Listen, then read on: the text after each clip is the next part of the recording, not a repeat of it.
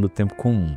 Marcos capítulo 10, versículos de 28 a 31, diz assim: Naquele tempo, começou Pedro a dizer a Jesus: Eis que nós deixamos tudo e te seguimos. Jesus respondeu: Em verdade vos digo, quem tiver deixado casa, irmãos, irmãs, mãe, pai, filhos, campos, por causa de mim e do Evangelho, receberá 100 vezes mais agora durante essa vida. Casa, irmãos, irmãs, mães, filhos e campos, com perseguições. E no mundo futuro, a vida eterna. Muitos que agora são os primeiros serão os últimos. E muitos que agora são os últimos serão os primeiros. Palavra da salvação. Glória a vós, Senhor. Quem tiver deixado, vou até grifar aqui com o meu verde palmeiras, por causa de mim e do Evangelho. Queridos, quando a gente pensa em Jesus, vamos lá. Quando a gente pensa em Jesus, o que a gente pensa? Alguém poderoso para me dar. Me dar o que eu não tenho, me dar o que me dói. Alguém poderoso para vir em socorro daquilo que me faz sofrer, sentir angústia ou dor. E sim. Mas, você consegue pensar Jesus como alguém que é motivo das suas derrotas agora? Por causa de Jesus você vai deixar de ter, não ter, deixar de ter. Tempos atrás eu vi um podcast de um pastor desses aguados, açucarados e bastante heréticos, falando assim, e aí o gato se esconde, mas mostra o rabo, né? A coisa toda meio que girava em torno, se era conveniente, o que esses pastores fazem com o dinheiro de igreja. Pastor, o senhor tá com um Rolex, a coisa era mais ou menos assim. E ele vai ficando apertadinho ali, nervosinho, e falando sobre riqueza, por exemplo, né? Aí ele pegou e falou assim, eu não consigo entender como voto de pobreza. E ele entrou nessa especificidade. Ele não falou da pobreza material, do sujeito que tem vício e perdeu tudo. Não. Eu não consigo entender como é que voto de pobreza, como é que esse tipo de coisa, a pessoa deixa tudo, abre mão de todos os bens materiais. Eu não consigo entender como é que isso dá glórias a Deus. Porque Deus nos quer prósperos, porque Deus nos quer ricos, porque dá muito mais glória a Deus a pessoa que conquistou. Eu não sei, eu acho que ele nunca leu o Evangelho de ontem, que é o contexto do de hoje. Vai, vende tudo, dá aos pobres, depois você me segue, né? Então, e o cara querendo mostrar que ele é um verdadeiro seguidor de Jesus porque ele comprou um Rolex. O Evangelho diz, vende, pega um outro aí que marca a hora também, vem. E o povo gosta desse tipo de gente, né? Esse que é o problema. E aí Jesus hoje fala, então, quem tiver deixado, por que você não tá de Rolex? Você tem dinheiro para ter? Por causa de Jesus e do Evangelho. Eu deixei. Por causa de Jesus e do Evangelho eu não tenho muita coisa. Gente, o amor é só conquista? Ou o amor é sobretudo renúncia? Como é que você sabe que o teu marido te ama? Só por aquilo que ele te dá? Quantas vezes o que o teu marido te dá mais te irrita e mais te ofende do que outra coisa? Você fala, o que me adianta? O que adianta trazer flor? O que adianta não sei o quê? Por que uma mulher às vezes fala isso pro marido e o marido pode falar isso pra esposa? Por que as mães às vezes falam isso pro filho? O que adianta o dia das mães ficar me enchendo de presentes se não me obedece? A maior prova de amor é a renúncia que eu faço. Então às vezes a maior prova de amor que uma mulher recebe, claro, flores e tudo isso aí, presentinhos, são linguagens do amor, faz parte, mas ela de fato se sabe amada quando ela vê que o marido deixou. Ele poderia estar, poderia ter, não está nem tem por causa de mim, ele deixou. Ele faz esse sacrifício por mim. Isso é uma prova de amor. Jesus está dizendo, quem tiver deixado, e não é só deixado o pecado, não. É deixado coisa boa. Casa, qual é o pecado de ter uma casa? Casa é bênção. Irmãos e irmãs, que alegria ter irmãos e irmãs. Mãe, qual é o pecado de ter mãe? Qual é o pecado de ter pai? É uma graça ter filhos. Veio de Deus os campos que tenho.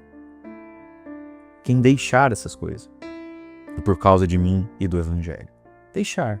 Alguns são chamados na igreja a profeticamente deixar mesmo, para que todos possam olhar e deixar, às vezes de um jeito mais espiritual. Eu tenho mãe, irmã, eu tenho patrimônio, mas eu já deixei isso. Isso não vai me atrapalhar, isso não é meu critério, não é minha motivação, não é nada quando o assunto é Jesus. Se Jesus precisar dispor disso, está aqui, não é meu. uma profunda liberdade interior. E Jesus diz, quem tiver deixado por causa de mim do evangelho, receberá 100 vezes mais agora, durante essa vida. Aí ele vai falar, caros irmãos e irmãs, claro que isso aqui não pode ser interpretado, então, materialisticamente, senão eu ia ter que deixar de novo o que já acabei de deixar. Quando Jesus diz, se você deixar tudo isso, você vai ter 100 vezes mais disso. Casa é a igreja. Irmãos, irmãs, a nova família, os novos irmãos. Novas pessoas que nos amam como um filho, que eu olho e vejo como se fosse a minha mãe. Campos, no sentido de que Deus é quem cuida de mim, não vai me faltar nada. E no mundo futuro, depois que morre, vai ter a vida eterna.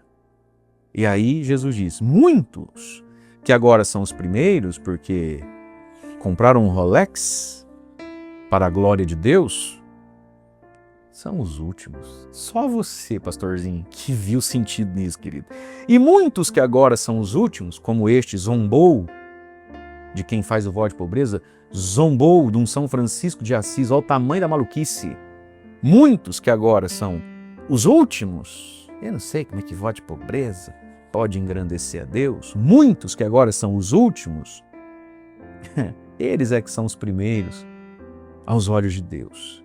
Queridos, nós precisamos reevangelizar a nossa cabeça, reevangelizar os nossos critérios. E não se faz isso sem a palavra de Deus, rezada e meditada. Mas não rezada e meditada sobre o meu próprio conceito, ego e orgulho, né?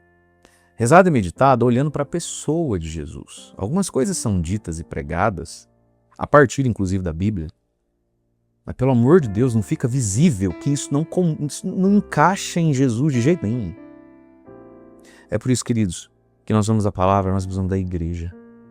Nós precisamos dos testemunhos dos santos e santas de Deus. Quando eu ouvi o que eu ouvi, fiquei imaginando São Francisco ouvindo. Fiquei imaginando Santo Estevão ouvindo. São Lourenço ouvindo. Fiquei imaginando Pedro, Tiago e João ouvindo.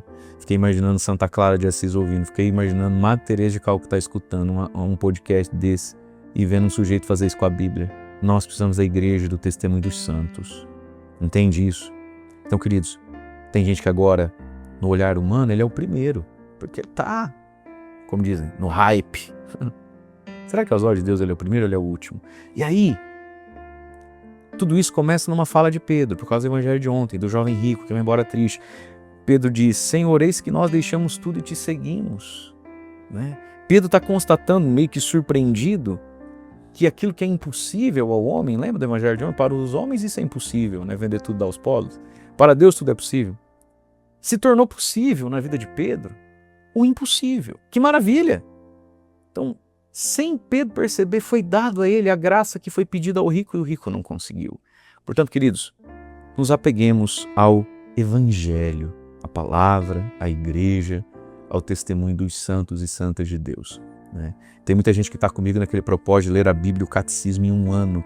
Eu tenho brincado que a gente está descendo para BC, né? BC? Então, vamos descer para BC.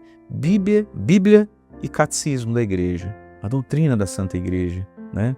Bíblia e comunhão. E amanhã, queridos, começa a quaresma. Você já pensou como você quer viver a sua quaresma? Amanhã é quarta-feira de cinzas. Então amanhã é preceito para nós. Você precisa arrumar uma missa para ir amanhã. Não sei que horário. Receber o gesto sacramental das cinzas. E aí começa o tempo santo da quaresma que se vive como católico. Quarta-feira de cinzas. Os domingos quaresmais. Você não vai perder nenhum aí na sua paróquia. Mas faça sol, você vai, né? Aí dentro ainda quase vai vir o Domingo de Ramos e vai vir um tempo alto que não é a Sexta-feira Santa, é o Tríduo Pascal, no meio está a Sexta-feira Santa, o ponto alto é a Vigília Pascal. Então isso é a quaresma de qualquer católico. Nós vamos escolher e vamos viver o jejum da quarta-feira e da Sexta-feira Santa, né? Uma das principais refeições nós não vamos fazer. E na que vamos fazer, não vamos comer a carne vermelha, é uma abstinência da carne. É isso. Bom, graças a Deus, a quaresma é um tempo assim de profunda entrega, de deserto com Jesus. Então tem muitas propostas para você seguir. Muita gente vai te convidar, tem te convidado para fazer um caminho dentro dessa quaresma, com orações, com penitências, com devoções. Tudo isso é lindo, é válido, eu também vou fazer as minhas. Mas eu quero convidar você a fazer esse tempo da quaresma com a palavra. através do meu diário espiritual, que dá tempo de você tê-lo aí com você. Se não der mais tempo de imprimir e encadernar, porque muita gente gosta de fazer assim, né? Você baixa aí no teu celular, no teu computador, amanhã, quinta-feira, ainda dá tempo de você fazer. Mas eu quero convidar você, vamos caminhar junto com a palavra? Como é que é o nosso diário espiritual? Todos os dias tem lá a palavra, tá bom? De cada dia, né? É o evangelho do dia que você vai acompanhar na sua Bíblia, na sua tradução. Tem a minha homilia aqui. Lá eu escrevo uma homilia, uma reflexão que é diferente da que eu faço aqui. Coloco algumas perguntas que nos ajudam a meditar, a entrar dentro de nós. Lembra que Jesus falou? Tira primeiro a trave do teu olho, depois o cisco do irmão. Então, entrar dentro de si. São perguntas orantes. Tem lá o espaço para você interagir com isso, rezar. Tem uma oração por dia que eu escrevo, a partir do evangelho de cada dia, uma oração própria para cada dia. E lá também daí vai ter as propostas de penitências e mortificações diárias, porque quaresma é muito isso, é desertão mesmo, né? E a gente precisa. Tem lá o suporte para você fazer o seu exame de consciência, quando você fosse confessar aí na sua paróquia, né, para a ocasião da Páscoa. E, gente, dá tanto fruto isso. Esse diário espiritual é a menininha dos meus olhos, porque quem faz testemunha, né, o ano todo. Mas agora é quaresma. Você fala, padre, não tem pique para fazer isso todo dia da minha vida. Eu entendo você. Você tem criança, tem tanta coisa. Mas na quaresma, vamos lá, é tempo de algo a mais. E eu convido você para esse algo a mais. E eu sei que muita gente, às vezes, carrega uma dor no coração de ver tanta gente fazendo a quaresma com algumas penitências e com um empenho maior e você não dá conta. Sabe que tem gente que não dá conta por falta de fé, tem gente que não dá conta por falta de ânimo mesmo, por preguiça. Mas tem gente que não dá conta pela circunstância em que está. Dependendo da vida que você vive, da circunstância atual que você está, acordar 4 da manhã, todo dia, pode ser algo que você não vai conseguir. Eu não sei como é a sua vida, não sei como é a sua casa. É um santo e belo convite, eu estou atrás dele também.